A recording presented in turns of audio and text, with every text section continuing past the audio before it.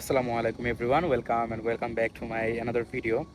So আজকের video টপিকটা হচ্ছে যে যারা হচ্ছে এইচএসসি স্টুডেন্ট আছেন, এইচএসসি এক্সাম দিবেন কিংবা দিয়ে বের হয়ে গিয়েছেন, তারা মূলত হচ্ছে এইচএসসির পর কি স্টেপগুলো নেবেন স্টাডি অ্যাব্রোডের জন্য কিংবা সাউথ কোরিয়া আসার জন্য, আমি সেই বিষয়ে আপনাদেরকে হচ্ছে বিস্তারিত তথ্য জানাবো। সো ভিডিওটা ফুল দেখার জন্য অনুরোধ রইল। আর ভিডিও যদি ভালো লাগে অবশ্যই চ্যানেলটা সাবস্ক্রাইব করে দিবেন এবং প্রয়োজনীয় কোনো তথ্য জানার হলে অবশ্যই আমাকে কমেন্ট সেকশনে জানাবেন। সো প্রথমত হচ্ছে আপনারা এইচএসসি এক্সাম দেওয়ার পরেই আপনারা হচ্ছে আপনাদের যেই ইংলিশ প্রফিসিয়েন্সি সার্টিফিকেটটা লাগে অ্যাব্রোডে যাওয়ার জন্য, বা আপনি যদি অন্য কোনো আদার্স কান্ট্রিতে যেতে চান, জার্মান হলে জার্মান, তারপর হচ্ছে জাপান হলে জাপানিজ ল্যাঙ্গুয়েজ, এইসব ল্যাঙ্গুয়েজ প্রোগ্রামে আপনারা ভর্তি হয়ে যাবেন কোচিং সেন্টারগুলোতে, বা ঘরে বসে শেখার ট্রাই করবেন। বিকজ এরকম যদি কোনো ল্যাঙ্গুয়েজ প্রফিসিয়েন্সি সার্টিফিকেট থাকে আপনার, সেক্ষেত্রে কিন্তু আপনার ভিসাটা কিন্তু খুব ইজিলি হয়ে যায়। তো অবশ্যই আপনারা হচ্ছে ল্যাঙ্গুয়েজ প্রোগ্রাম বা হচ্ছে আইএলটিএস, টোফেল, এগুলো দিয়ে হচ্ছে আপনারা অ্যাব্রোডে যাওয়ার প্রস্তুতিটা নেবেন সবার প্রথমে। তো ধরেন যাদের আইএলস দেওয়া লাগবে তারা হচ্ছে আইএলসে ভর্তি হয়ে যাবেন।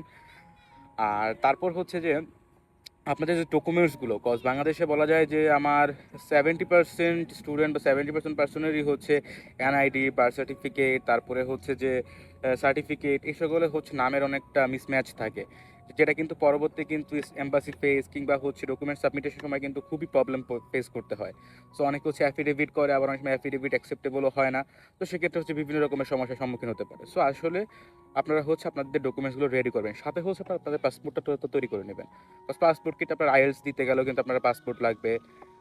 কোনো ইউনিভার্সিটি অ্যাপ্লাই করতে গেলে কিন্তু আপনার পাসপোর্টের প্রয়োজন হবে। সো অফকোর্স হচ্ছে আগে পাসপোর্টটা বানিয়ে রাখবেন।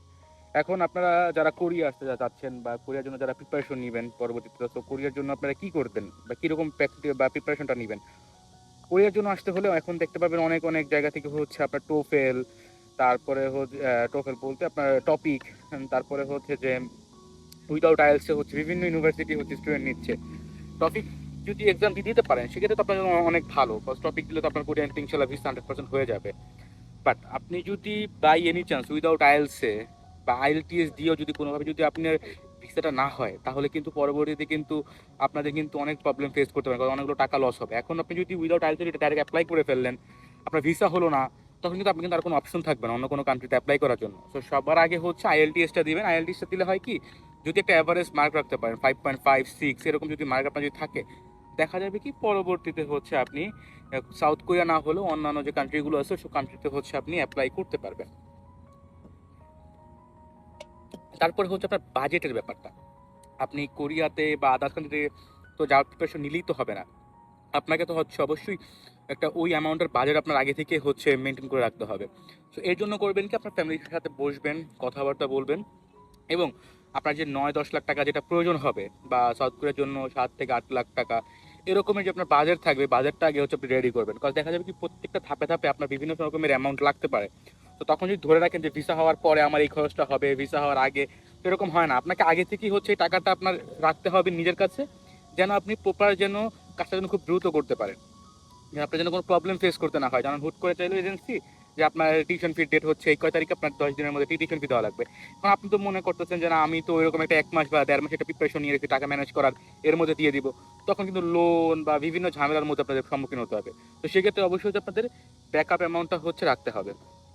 তারপরে হচ্ছে আপনার আদার্স অ্যাক্টিভিটিস।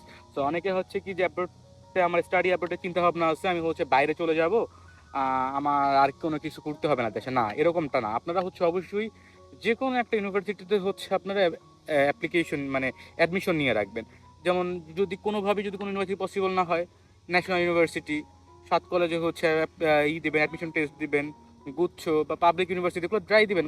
এতে আপনার কি হবে, আপনার যে ইন্সপিরেশনটা, আপনার যে সেলস কনফিডেন্সটা, এইটা আপনার জন্য আরও ইমপ্রুভ হবে। সো এগুলো দিয়ে রাখবেন। আর ভর্তি হয়ে থাকলে হবে কি, আপনার স্টাডি গ্যাপটা কাউন্ট হবে না। যদি আপনার যদি কোনো প্রবলেম ফেস করেন, যেমন দেখা যায় যে বর্তমানে যারা 22-23 ব্যাচের স্টুডেন্টরা আছে, যারা এই 26 অ্যাপ্লাই করবে, তাদের কিন্তু অলরেডি কিন্তু স্টাডি গ্যাপ হয়ে গেছে। বাট যারা হচ্ছে এখন যেহেতু বিভিন্ন ইউনিভার্সিটিতে অলরেডি ভর্তি আছে, তারা কিন্তু হচ্ছে তাদের এনরোলমেন্ট পেপারটা দিয়ে কিন্তু তারা কিন্তু অ্যাপ্লাই করতে পারতেছে, বিকজ তাদের কিন্তু এখন স্টাডি গ্যাপটা কাউন্ট হবে না, যেহেতু তারা একটা জায়গায় ভর্তি আছে। যদি এমনই হতো যে তারা এনরোলমেন্ট পেপার দেখাতে পারছে না বা কোনো কারণ দেখাতে পারতেছে না স্টাডি গ্যাপের, তখন কিন্তু তাদের কিন্তু ভিসাটা কিন্তু প্রবলেম হবে। তো সেক্ষেত্রে অবশ্যই এই বিষয়গুলো নিয়ে আপনারা খুবই সিনসিয়ার থাকবেন, এবং আইএলটিএসটাতে সবার আগে ভর্তি হবেন, বিকজ আইএলটিএস এর রেজাল্টের উপর আপনার পরবর্তী স্টেপগুলো ডিপেন্ড করে, আপনি কোন কান্ট্রিতে যাবেন, কোন কান্ট্রি সিলেক্ট করবেন।